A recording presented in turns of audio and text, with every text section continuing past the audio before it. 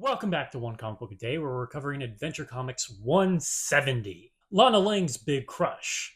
Okay, if you're hoping in this new year we're going to deal with Superboy or Superman actually fighting criminals or supervillains, you're going to have to wait for a while. I'm not exactly sure what's happened to Humpty Dumpty. I know I got tired of him because they were doing the same story with him every single time he appeared, and they were doing a Humpty Dumpty story every issue of Superboy.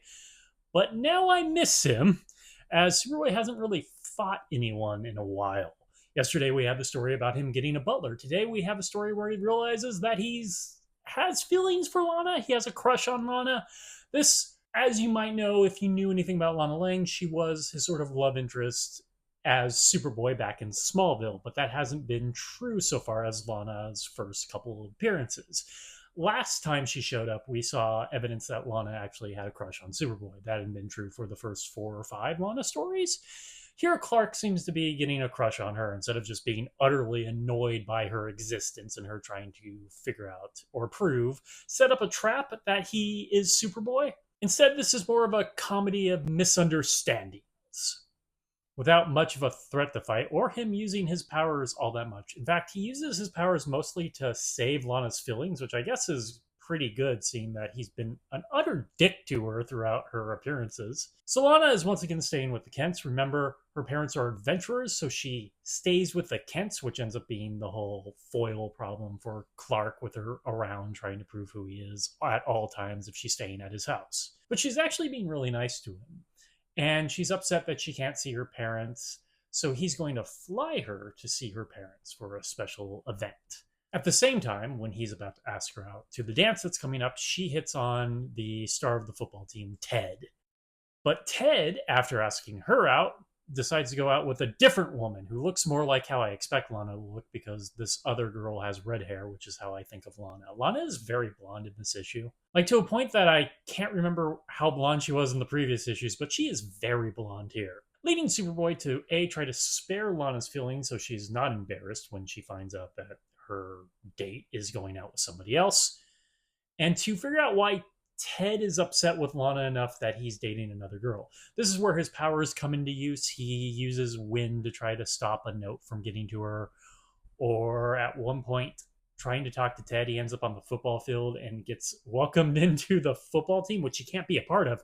This is the biggest stakes in the entire story outside of saving Lana's feelings, is him ending up on the football team and trying very hard not to actually play for the football team because that would be an unfair advantage. Unless, say, the other football team was cheating, then it's perfectly okay for Superboy to come in and cheat, as we know from other Superman and Superboy stories. Kind of miss that Superman too. That was ridiculous. We could use a ridiculous story right now instead of us low stakes, simple stories. I don't know why I'm so down on this right now. I kind of wanted to go big in the new year, and instead we're doing these very slow minor stories with not much to really talk about, so I'm just kind of jumping around. It's also funny that he's trying to save Lana from being embarrassed when in the last Lana story, the whole thing was him teaching her a lesson by embarrassing her in front of everybody else. So now he cares about her feelings now that he finds her attractive. What a monster. That's unfair. Actually, it's not unfair. It's fairly fair, but yeah, a lot of what this comic is saying is troubling. Possibly not as troubling as previous stories. The whole Lana story arc is pretty awful to her.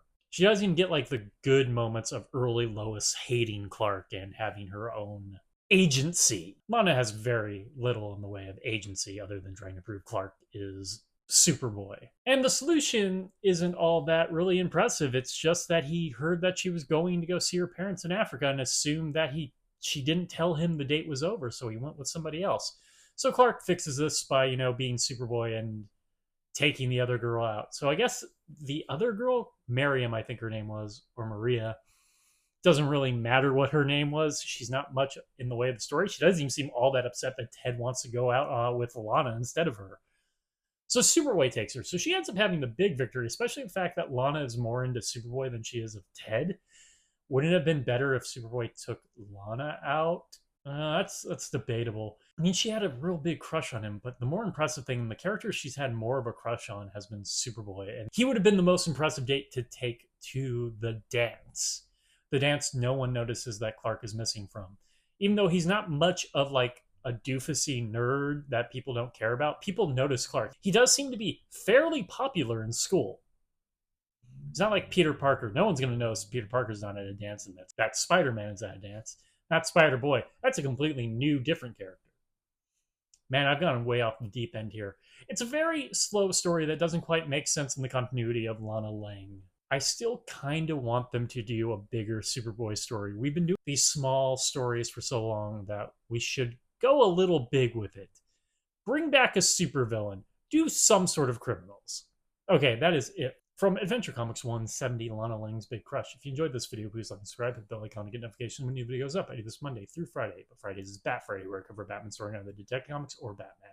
And until next time, let's ponder the question, whatever did happen to the boy of tomorrow? Who wants to take any bets that Ted will be a non-character going forward? Okay, have a great day.